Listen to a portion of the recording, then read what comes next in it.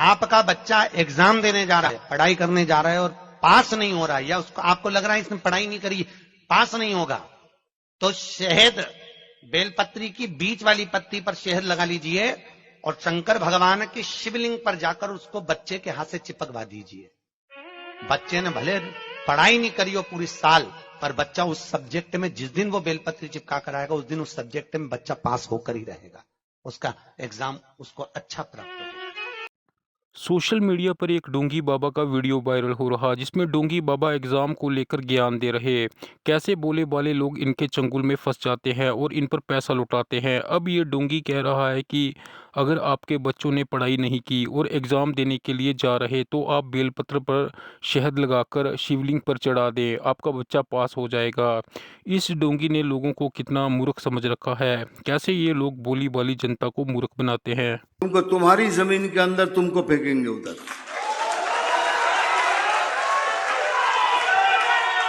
इसीलिए बार बार कह रहा हूं, हम कुछ भी करेंगे, कुछ भी।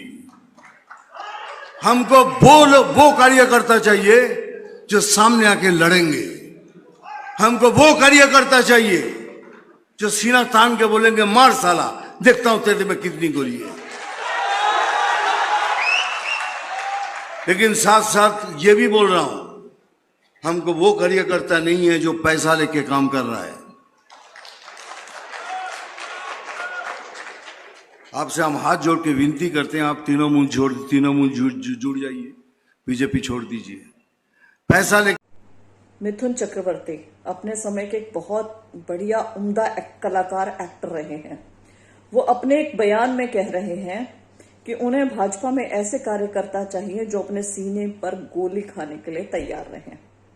बहुत बढ़िया, बहुत अच्छी देशभक्ति की भावना।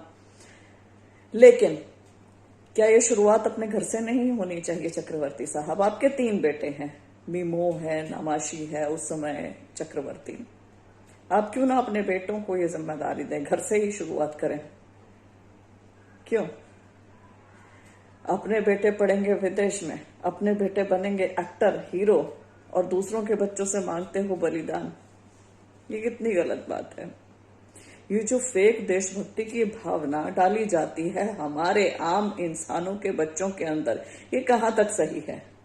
और जो भी ऐसी शिक्षाएं देते हैं वो खुद अपने बच्चों पर ये शिक्षा लागू क्यों नहीं करते हैं? अपने बच्चों को विदेशों में पढ़ाओगे, दूसरों को वॉर का ईंधन बनाओगे, दूसरों के दिमाग में इतना सब कुछ कबाड़ा भरोगे कि वो आपके पीछे पीछे लगे रहेंगे। ये जो दिखावा, देशभक्ति का दिखावा, ये थोपना, ये सही बात नहीं है। असल में बड़े उम्दा कलाकार रहे हैं, लेकिन वही है। गोदी मीडिया और अंधभक्त कह रहे थे कि ट्रंप के राष्ट्रपति बनने से भारत को बहुत फायदा होगा, मगर यहाँ उल्टा ही हो रहा। डॉलर के मुकाबले रुपया 22 पैसे और गिरकर 84.31 पर पहुंच गया, ऐतिहासिक निचला स्तर। प्रधानमंत्री मोदी 2014 से पहले गिरते रुपये को लेकर क्या कहते थे, और अब कुर्सी मिलने के बाद एक शब्द भी मुंह से नहीं निकालते। ये ऐसे नहीं होता मित्रों, मैं शासन में बैठा हूं, मुझे मालूम है इस प्रकार से रुपया इतनी तेजी से गिर नहीं सकता। अरे ये नेपाल का रुपया नहीं गिरता है, बांग्लादेश की करेंसी नहीं गिरती है, पाकिस्तान की करेंसी नहीं गिरती, श्रीलंका की करेंसी नहीं गिरती। क्या कारण है हिंदुस्तान का रुपया पतला होता जा रहा है? ये जवाब देना पड़ेगा आपको, देश आपसे जवाब मांग रहा है। पीएम मोदी थोड़े दिन पहले झारखंड में कह रहे थे कि घुसपैठिए आपकी बेटी ले जाएंगे, मगर उसी गुजरात में यहां से मोदी आते हैं। यहां 3 दशक से बीजेपी की सरकार है, वहां 5 साल में 41,000 महिलाएं गायब हो गई। ये एनसीआरबी की रिपोर्ट है। साक्षी मलिक ने फिर ब्रिजभूषण पर आरोप लगाए हैं। साक्षी मलिक ने प्रधानमंत्री मोदी और खेल मंत्री से मदद की गुहार लगाई है।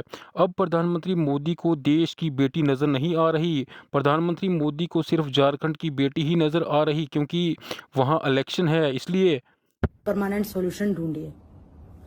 और पिछले कुछ दिनों से ब्रिजभूषण से जुड़े लोगों की मेरे पास धमकियां आ रही हैं कि आप नॉर्दर्न रेलवे में बच्चों की भर्तियां देखती हैं, आप पर भी भ्रष्टाचार के आरोप लगा दिए जाएंगे।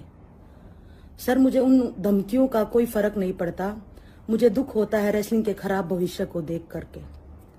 सर मेरा आपसे निवेदन है, हमारी कुश्ती को बचाइए। राज ठाकरे ने कहा कि अगर वह सत्ता में आए तो मस्जिदों से सारे लाउडस्पीकर उतार दिए जाएंगे।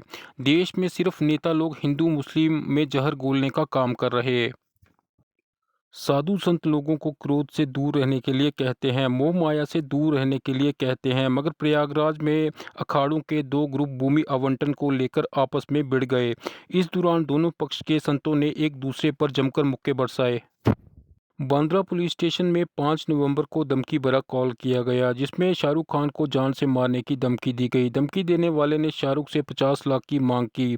अब पुलिस जांच में पता चला है कि जिस नंबर से धमकी दी गई थी वह एक वकील का फ़ोन नंबर है, जिसका नाम फैज़ान है। जब पुलिस ने फैज़ान से पूछताछ की तो फैज़ान ने कहा कि उनका फ़ोन कुछ दिन पहले गुम हो गया था। ये शख्स रायपुर का रहने वाला है। फैज़ान ने आगे एक चौंकाने वाला दावा किया। शख्स ने कहा कि उसने शाहरुख के खिलाफ 2 समुदायों में नफरत फैलाने की शिकायत दर्ज कराई थी, इसलिए उसको फंसाने की साजिश रची जा रही। फैज़ान ने कहा कि अंजाम फिल्म में शाहरुख ने दिखाया था कि उन्होंने एक हिरण की हत्या की और वो अपने स्टाफ को हिरण का मांस पकाकर खाने को कहते हैं। फैज़ान ने कहा कि फिल्म में इस तरह का सीन दिखाने से 2 समुदायों में नफरत फैल सकती है। क्योंकि शाहरुख मुस्लिम है, इसलिए मुझे फंसाया जा रहा।